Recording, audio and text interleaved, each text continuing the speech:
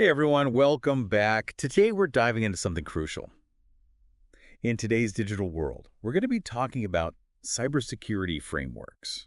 And don't worry, this isn't just a basic how to create a strong password kind of thing. Right, exactly. We're going deeper, way deeper, to really understand how organizations are protecting themselves. Yeah, and it's pretty amazing, to think about how much the whole cybersecurity scene has changed. I mean, back in the day when the internet was still new, nobody was really thinking about security that much. It was all about just like connecting with people and sharing stuff. Oh yeah, for sure. It's like leaving your front door wide open because you're too busy showing off your new doormat. Exactly. I bet those early days, though, people learned some pretty hard lessons. They definitely did. One of the biggest turning points was when those really sophisticated attacks started happening. And we're talking critical infrastructure here, power grids, transportation systems, the kind of stuff that can really disrupt like everything. That's a whole other level from someone trying to hack into your email, right? Golly. So how did things actually change from those early days to where we are now? Well, in the US at least, one really pivotal moment was this thing called Executive Order 13,636. It came out back in 2013, and it basically pushed for way better cybersecurity, especially for like those really vital sectors we just talked about, like the power grid and stuff. And this was a big deal because it really kind of set the stage for a more, standardized approach to cybersecurity as a whole. So it's like instead of every single organization scrambling around trying to figure it out on their own, Yeah. that's when the idea of frameworks came about. Exactly. Think of it this way. You wouldn't even think about building a house without a blueprint, right? Okay. So cybersecurity frameworks, they're like those blueprints. But for an organization's whole security setup, Okay, that makes sense. So Yeah. it's not even just about the technology so much. It's about having an actual plan, you got it. a strategy. Exactly. It's a whole approach. Okay, I'm with you. And just like how there's no single house design that works for absolutely everyone, there are all these different cybersecurity frameworks out there, each one made for different needs, right? I mean, a small business is going to have totally different needs than like a huge company or a government agency. For sure. So how do these frameworks actually differ from each other? Like, what are the main types? Well, one of the big differences is between what we call general frameworks and those that are industry specific. So general frameworks, those are kind of like your all-purpose tools.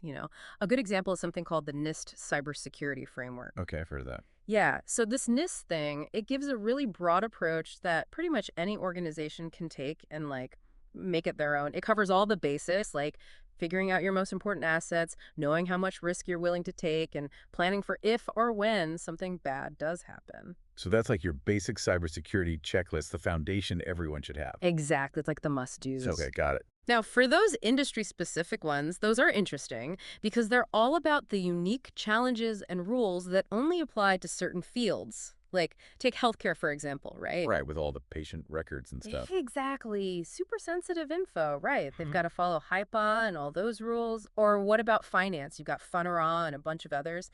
These frameworks are laser focused on the specific stuff that each industry has to deal with. Man, it sounds like actually choosing the right framework for like your organization. That's a pretty big deal. Oh, it absolutely is, yeah. It's not something you just pick out of a hat, I guess. No, not at all. Organizations really need to think about their size, what industry they're in, how much risk they can handle, even their budget plays a role. Some even combine parts of different frameworks to create like a customized thing. Wow, so it's really not a one-size-fits-all situation. Not even close. But let's be real for a sec. Why should someone listening to us even care about all this framework stuff? What are the real-world benefits? Yeah, that's a great question. I think for a lot of people, cybersecurity can seem kind of, I don't know, vague, maybe, like a lot of jargon, you know what I mean? Yeah. They probably think, oh, that's just for the IT people to worry about. But honestly, cybersecurity frameworks, they touch everything. It's about protecting so much more than just data. It's your business, your reputation, Oh, absolutely. even your customers. Like, do they trust you? Think about it. Have you ever thought twice about doing business with a company after they've had one of those big data breaches? Oh, yeah, for sure. It makes you wonder if they're really doing everything they can to keep your info safe. Exactly. And that's really where these frameworks come in. It's not just about checking boxes to say you comply with some rule. It's bigger than that. And it's not even just about avoiding those bad headlines when something goes wrong. It's about building a whole culture of security. Right, right. So it's more about preventing things before they even happen, Exactly. Exactly. Being proactive, instead of just reacting after the fact when it might be too late. You got it. It's all about finding those weak spots before someone else does. Which, let's be real for a sec, the digital world is, like, insanely complex these days, right? Yeah. So even with a framework, there's got to be some serious challenges. Oh, there absolutely are. Yeah. And it's constantly changing, which makes it even trickier. I'd say one of the biggest hurdles is just how much data is out there now. It's mind-boggling. Oh, I believe it. And it's not just the amount, it's how complex it is, right? Think about all this stuff flying around these networks, customer data, financial transactions, intellectual property. It's like a gold mine for the bad guys. And with everyone using the cloud, mobile devices, all those smart gadgets, it's like the number of ways in just keeps growing. You're absolutely right. It's not like the old days where you just had to worry about a couple of servers tucked away in some basement. Right. Now it's this massive web of interconnected devices, and each one has its own potential vulnerabilities. And that brings up the human element, right? Mm. Because it doesn't matter how strong your tech is, if someone falls for a phishing email or leaves their laptop open at a coffee shop. Oh, 100%. And that's another reason those frameworks are so important. Okay, yeah, because they don't just focus on the tech itself. Exactly. They bake in all those other things, like training people, making them aware of the risks, setting up really strong login procedures. All that human stuff is key. So it's as much about the people using the tech as it is about the tech itself. Totally. You've got to have both. And this is where things get really interesting because technology, it's both the problem and the solution in a lot of ways. I mean, Yeah. we have some really amazing tools now that can basically do security tasks for us automatically, analyze huge amounts of data to sniff out threats, even react to stuff in real time. So it's like having like a super-powered security guard who never sleeps and is always learning. Yeah, kind of. But of course, there's always another side to the coin. Right.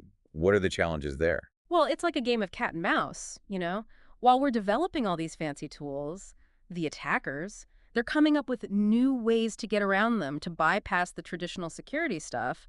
It's never ending. And that's why those frameworks I keep mentioning, they can't just be static. They have to evolve. Exactly. Adapt to whatever is thrown at them. That makes sense. It's an arms race, for sure. Now, you mentioned something else earlier that I want to circle back to the whole cybersecurity versus privacy frameworks thing. You were spot on that they're connected, but it's important to understand how they're different. Yeah, and I got to be honest, to me, it seems like those two things go hand in hand. They do, but imagine cybersecurity as like the walls of a castle, your first line of defense, right? Privacy is all about what goes on inside those walls, how you handle the data you're protecting. So it's like cybersecurity is having a strong lock on the door, but privacy is about who has the key and what they're allowed to do once they're inside. Nailed it. That's a great way to put it. Let's say a hospital has an amazing cybersecurity framework that keeps hackers out of their patient records. Okay. But then they need a really strong privacy framework, too, to make sure only the right people, like doctors and nurses, can see those records, and only when they need to for, actual medical reasons. It's about respecting the data. Right. So it's not just about keeping it locked away. It's about making sure it's used appropriately. Exactly. And this is getting more and more important as we see more laws and regulations specifically about data privacy.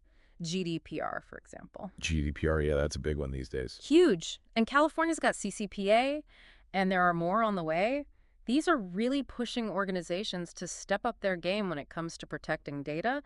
And there are some hefty fines if they don't, but it's more than that. Right. It's about showing you actually care. It's about doing the right thing. And honestly, those regulations, they're a good thing. Okay. They're pushing everyone to adopt better security practices, making people more aware across all industries. So it's like a ripple effect. Exactly. Leading to a hopefully safer online world. That's the goal, right? But of course, actually doing all this, using those frameworks, keeping up with all the tech changes, and then staying ahead of the regulations, it's a lot. Especially for like smaller businesses, I bet it can feel overwhelming. Oh, totally. Yeah, it's a challenge for sure. Yeah. But the good news is there's help out there. There are some great resources from organizations like NIST, industry groups, Even cybersecurity consultants. It's Yeah. about knowing where to look and not being afraid to ask questions. So it's like building those strong castle walls, but also having the right people inside those walls who know what they're doing. Exactly. It really does feel like you can't just do cybersecurity once and then forget about it. It's a journey, that's for sure, not a destination. Things are changing all the time, the threats are evolving, technology never sits still, and then there are always new regulations to keep up with. So how do you even stay ahead of the curve with all that going on? What should organizations focus on to make sure their cybersecurity is really top-notch? One thing that's absolutely crucial, especially now, is continuous monitoring. You really got to have your finger on the pulse constantly, knowing what's happening with your network, your systems, all your data. So we're talking about using things like those intrusion detection systems Right. and all those other tools with the long acronyms, like CM. Yes. All of that. Those tools are like your eyes and ears, giving you that real-time view of what's going on so you can spot those threats as they pop up. But it's not enough to just have them. Right, you got to know what you're looking at. Exactly. You need people who know how to use those tools properly, how to read all that data, and actually make sense of it. So it still comes back down to people, those skilled security professionals who can analyze everything, connect the dots, and then actually take action. It's like anything else. You can have the best tools in the world, but without the right people wielding them. They're not much use. Exactly. We need people who can think critically, anticipate what those bad guys might do next, and then make the right call, even under pressure. Technology helps, but it can't replace human judgment, not entirely. It's that human tech team up, right? That's what makes for really strong cybersecurity. Absolutely. And as we look ahead to the future of all this, that partnership between humans and technology is only going to get more important. Especially with things like AI, right? It seems like every day there's something new about AI. Oh, for sure. And AI is fascinating because it's got so much potential in cybersecurity, both good and, well, maybe not so good. Right, like a double-edged sword kind of thing. Exactly. It can be used to make our defenses way stronger, but also to create even more powerful attacks, which is a little scary. Okay, yeah, I see what you mean. But, I'm optimistic overall that AI is going to be a net positive for cybersecurity. I mean, think about it. We can train AI to analyze these massive amounts of data, way more than a human could ever handle, and spot those hidden patterns, the things we might miss, and even automate some of those security tasks so we don't have to do them manually. So it's like having a whole army of digital detectives working 24/7 to keep your data safe. That's a great way to think about it. And this is still early days for AI. Who knows what kinds of cool innovations we'll see in cybersecurity in the coming years. It's definitely an exciting field to be in, that's for sure. Always changing. But for anyone listening who might be feeling a little, I don't know, overwhelmed by all this, the frameworks, the regulations, the never-ending threats, what's the one big thing you hope they take away from all this? At the end of the day, cybersecurity, it's everyone's responsibility. It's not just an IT problem. It's something we all have to be aware of and participate in.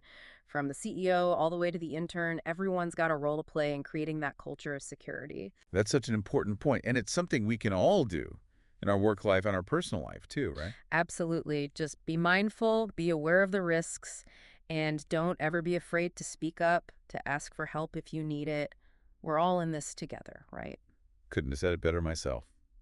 This has been a fantastic conversation, really insightful. Thank you so much for taking the time to chat with us today. It's been my pleasure. Really enjoyed it. And to everyone listening, thank you for joining us for this deep dive. Until next time, stay curious and stay safe out there.